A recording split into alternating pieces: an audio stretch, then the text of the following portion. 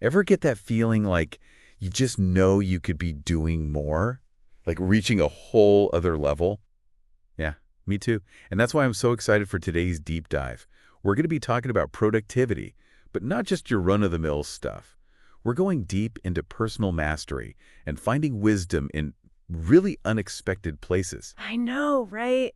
And the document we're diving into today, the 5atomclub.pdf, it really throws you for a loop. I mean, the way it starts out, you meet all these people, an entrepreneur who's just trying to hold it together, a super talented artist, but he's got his own demons. And then there's this homeless guy who seems to know something everyone else is missing. It's like a riddle, figuring out how they all connect. Absolutely. And this whole thing takes place at a seminar.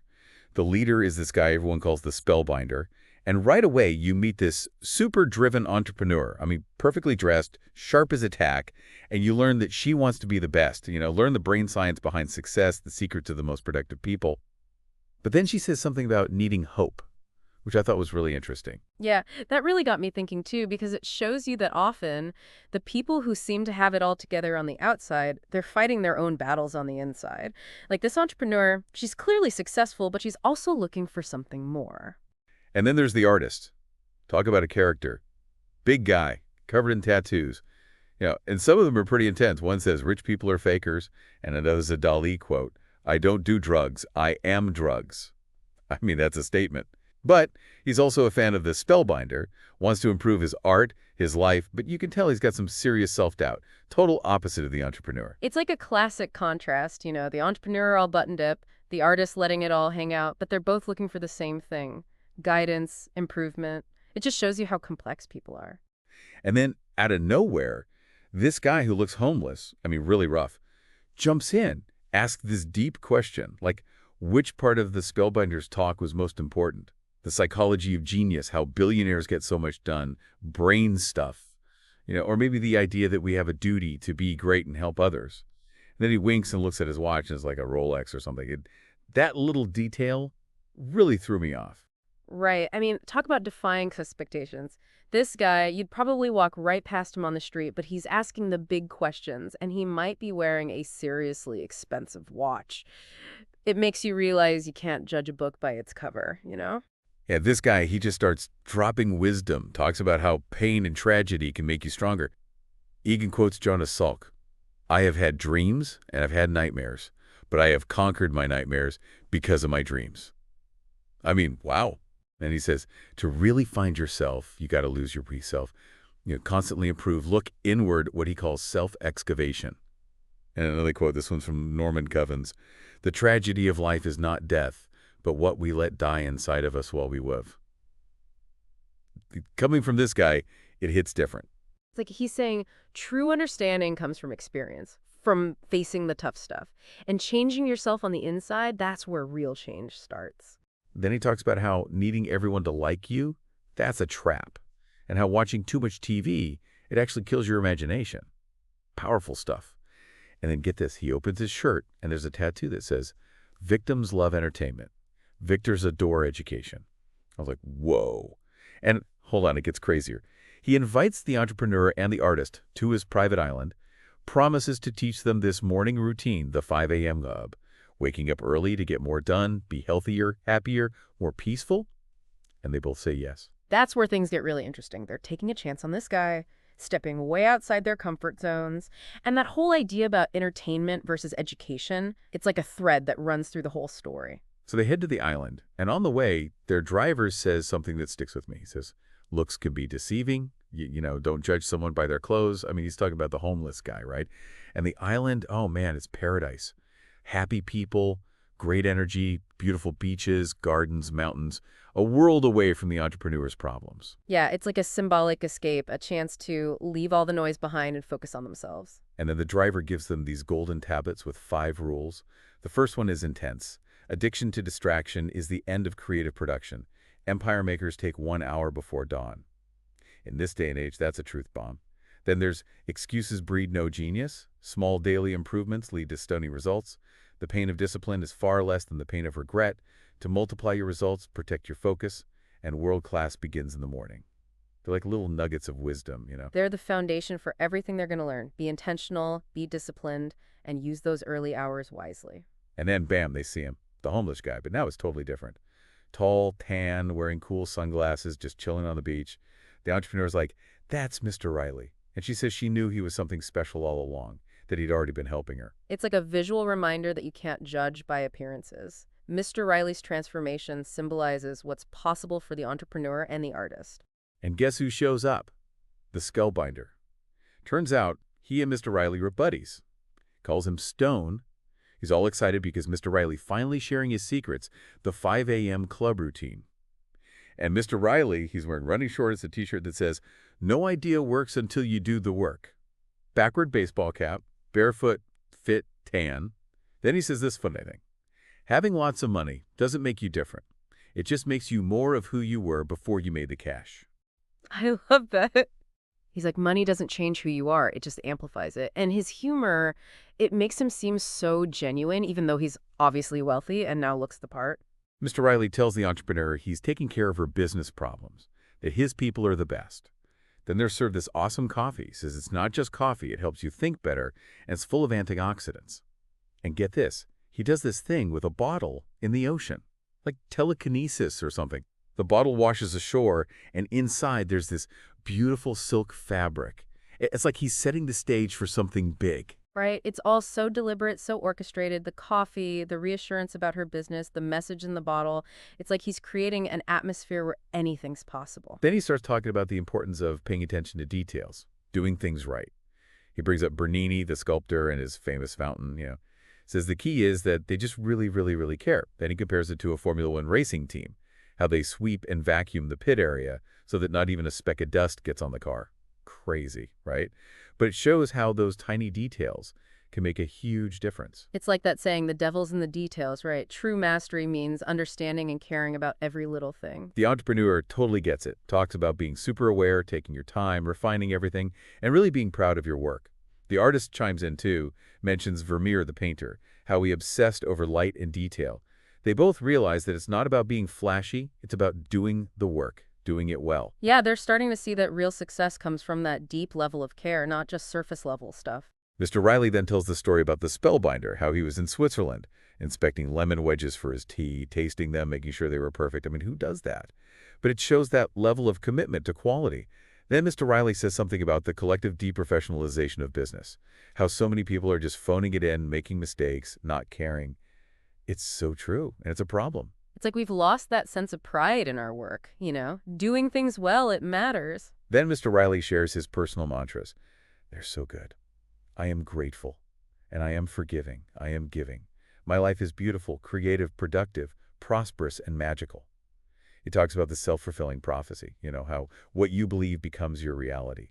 He says the world is a mirror, and we get from life not what we want, but that which we are. Then he talks about the opposite, learned victimhood, how people get stuck in complaining, making excuses, blaming others, and they lose their spark. It's like your thoughts shape your life. That's so powerful. Your mindset, it really does determine everything. The entrepreneur is like, I need more. Tell me about these 4 interior injuries. She's all in. Admits she was skeptical at first, but now she's desperate for this knowledge. She even says that waking up at 5 has changed her life. She's more focused, less stressed, more confident, full of energy, grateful, not as worried about her company, and excited about the future. The 5 a.m. club, it's working. Her story is so inspiring. It shows that even small changes can make a huge difference. But then reality hits. She gets another death threat. But this time, she's different. She's not scared. She's angry. I'm not leaving. I built this company. I love what I do. I'm ready to fight them. Let's go. Bring it on, I say. Mr. Riley's super calm, tells her it's being handled, says she needs to stay focused on the present. And they talk about how success isn't just about money and stuff. It's about connecting with nature, having real relationships, being healthy, feeling joy. You can see how much she's grown. The death threat, it doesn't break her, it fuels her. And that broader view of success, that's so important. And guess what? The entrepreneur and the artist, they're falling for each other. It's kind of cute. Mr. Riley joins them for a picnic, and he's just this lovable weirdo, They spend the afternoon swimming, singing, dancing, talking. Later, they have dinner on the beach with the Spellbinder and other friends. It sounds magical. It shows the importance of connection, of joy, even when you're going through tough times. And that camaraderie, it's heartwarming. And then, plot twist, a helicopter arrives, and Mr. Riley's the pilot. The artist notices his watch. It's the same one from the seminar. Mr. Riley says, own your morning, elevate your life, and enjoying being members of the 5 a.m. club this morning. They're going to Agra, India. The entrepreneur is bummed to leave the island, and the artist wants to learn about this 20-20-20 formula. Things are about to get even more interesting. Another change of scenery, a new mystery to solve. The journey continues. In India, with the Taj Mahal in the background, Mr. Riley says something profound about not giving up. To persist in the instant when you feel like giving up is to claim your membership among the great warriors and honorable characters who led humanity to a better place through your earned invincibility. Then he says those are his own words. And just then someone brings them this amazing pashmina shawl, like soft gold. It's all so grand and mysterious. That quote about persistence, it's like a mantra for anyone striving for greatness. And the setting, the gift, it all adds to the sense of awe and possibility. Mr. Riley then lays down some truth about self-discipline and habits. He says willpower's strongest when you're rested, and stress just drains it. He says discipline is like a muscle. The more you use it, the stronger it gets. And when you're tired, rest is crucial.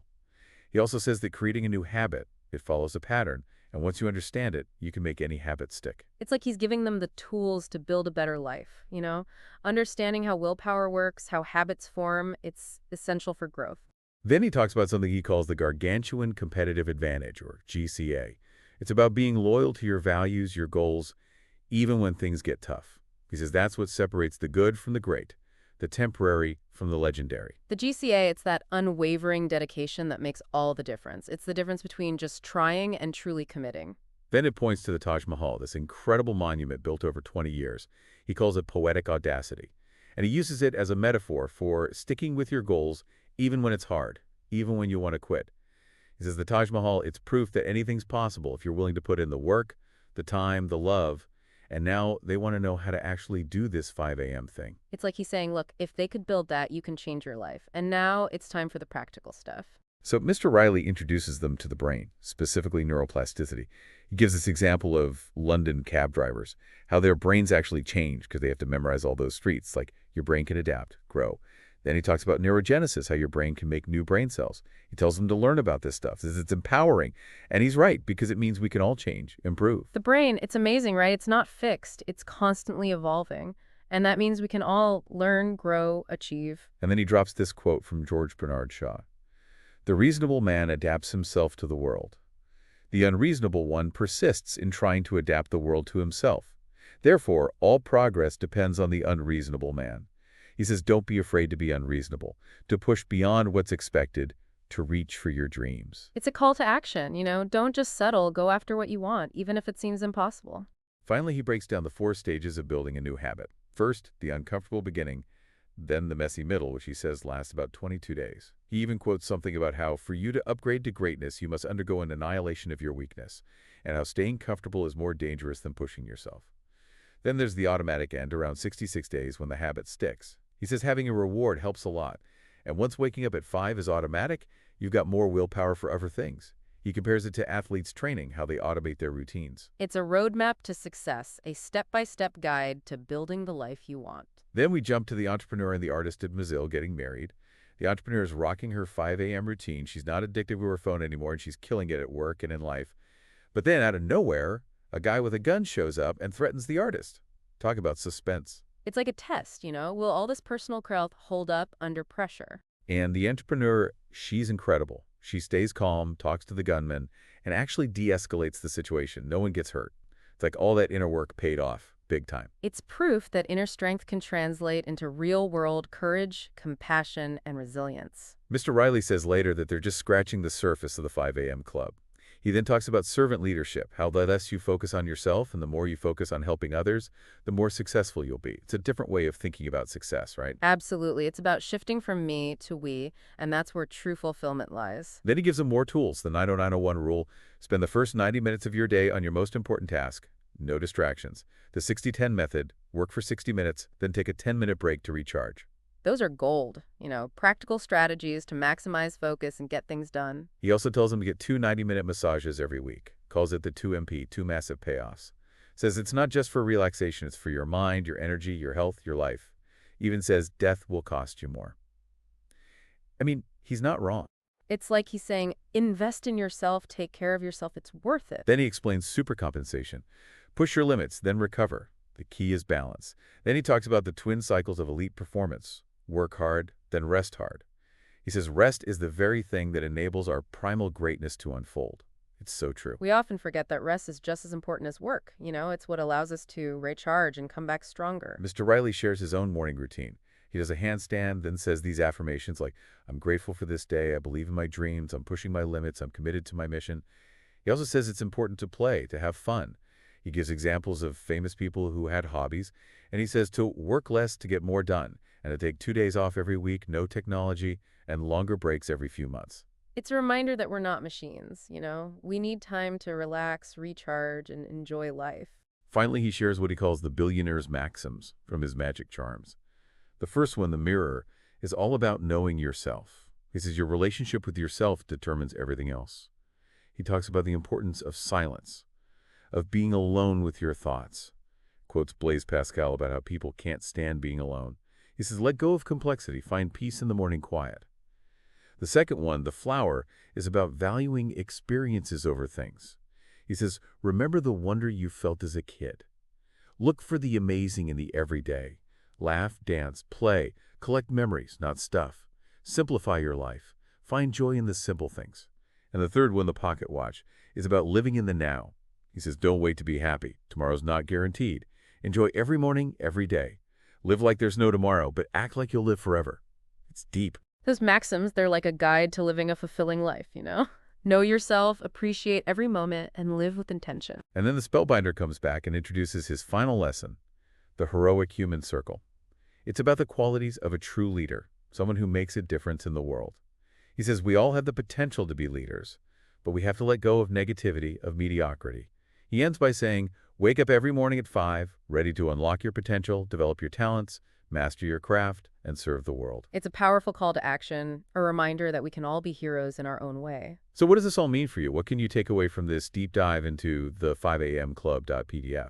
Well, it's about being intentional, especially in those early hours. It's about constantly improving yourself, looking inward, and finding that balance between success and well-being. It's like a cheat code. You get all the wisdom without having to read the whole book. And it's presented in this really engaging, entertaining way. Exactly. So here's something to think about. What magic you have inside you that you haven't unleashed yet? What amazing experiences are you missing out on? What small changes can you make today to create a better tomorrow? Remember, even small changes can lead to big results. Don't underestimate the power of those little tweaks to your routine. They can add up to huge transformations in your life. So what are you waiting for? Set your alarm for 5 a.m. and start creating your own epic adventure. Your journey starts now.